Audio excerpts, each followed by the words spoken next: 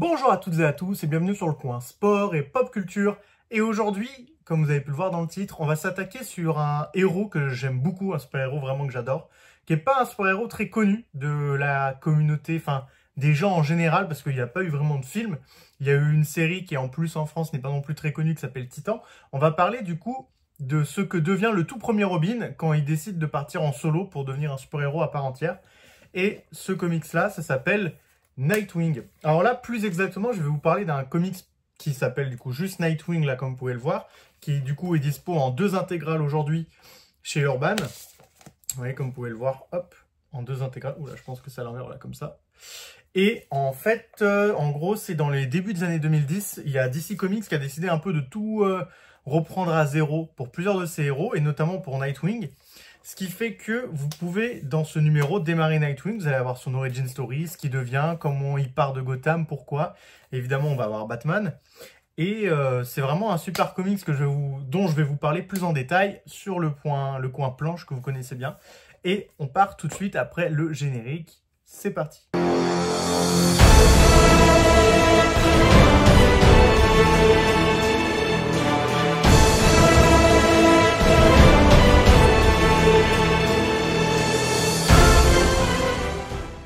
Et on se retrouve donc à présent sur le coin planche pour vous montrer du coup plus en détail, un peu plus d'intérieur et évidemment les 2 couvertures du coup des 2 intégrales de Nightwing.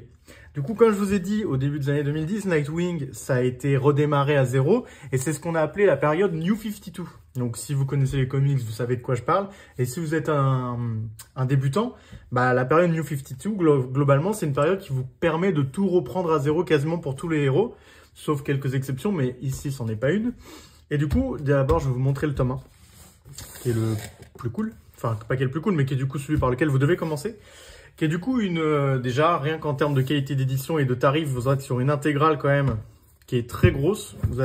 Vous avez 424 pages pour une trentaine d'euros, ce qui fait que c'est un rapport qualité-prix quasiment imbattable sur le marché du comics aujourd'hui.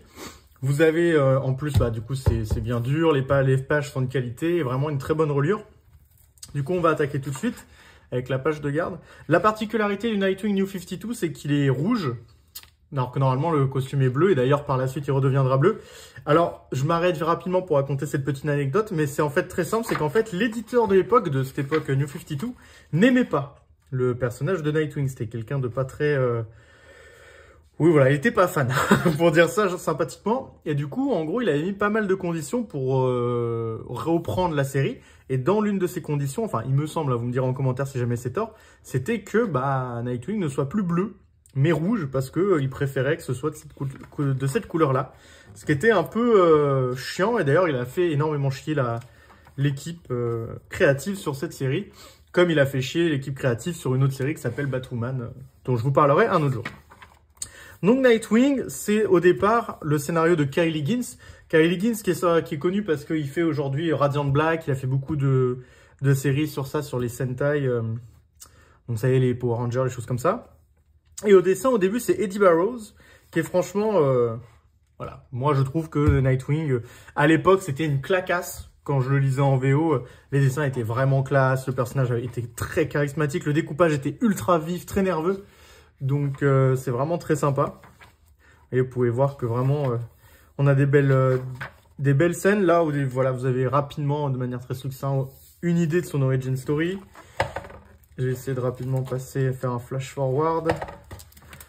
Voilà, hop. Donc après, vous voyez, c'est vraiment un comics très dynamique où il se passe beaucoup de choses très rapidement. On ne s'ennuie jamais.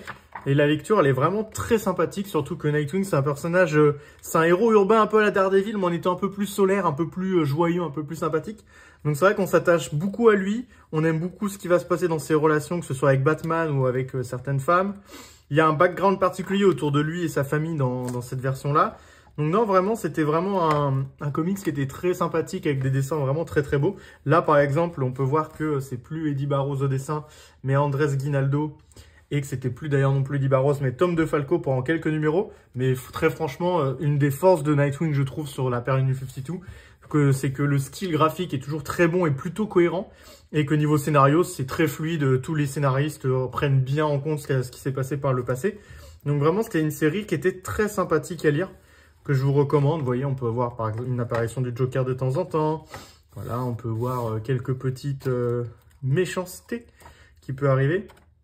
Donc vraiment, c'était très sympa. Et puis évidemment, à la fin de cette intégrale, vous avez un beau petit carnet de croquis quand même, mine de rien, qui est très sympathique parce que c'est vrai que dans les intégrales, souvent, ils sont très radins, Urban, sur les bonus. Mais dans celle de Nightwing, je trouve que pas du tout. Vous voyez, il y a beaucoup de croquis, de crayonnés, on a certaines couvertures non retenues.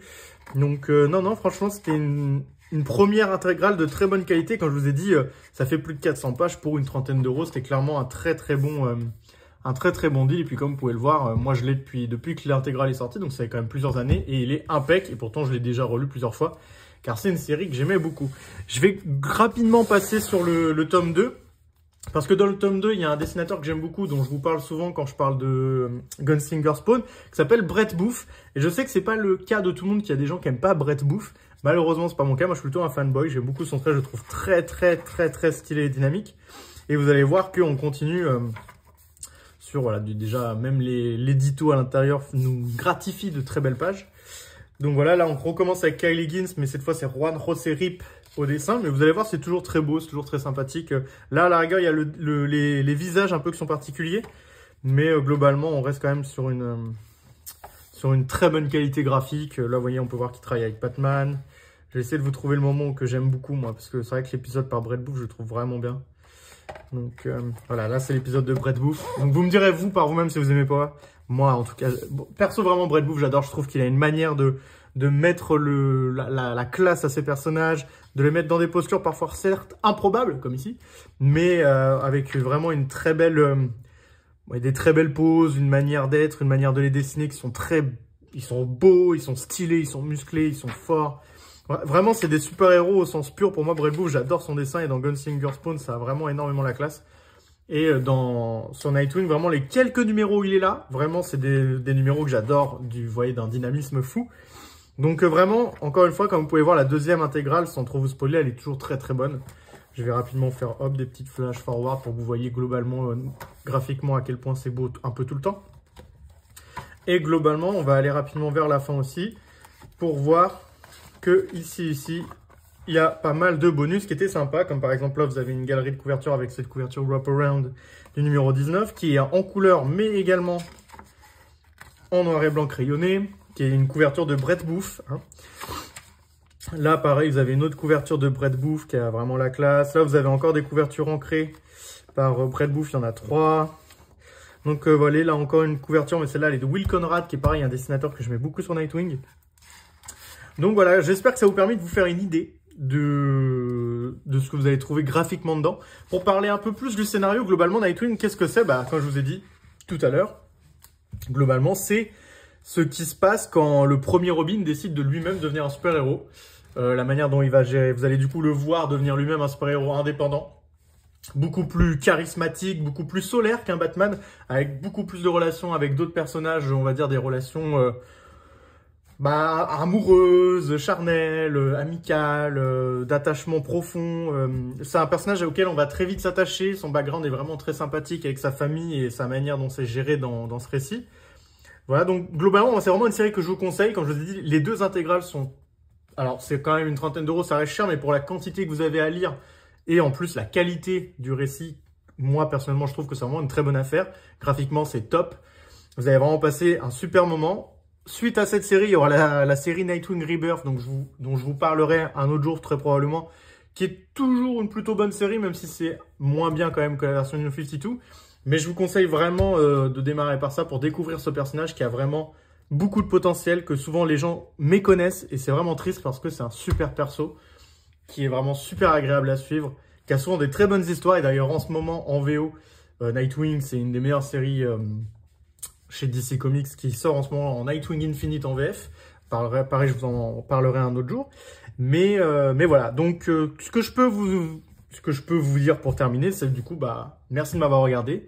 Passez une bonne journée, une bonne matinée, une bonne soirée selon le moment auquel vous regardez cette vidéo. N'hésitez pas à lire du coup des BD, des mangas, des comics et du coup Nightwing New 52 dans ces deux intégrales. Nous on se dit à très vite sur le coin sport et pop culture. Merci de m'avoir écouté. Tchuss!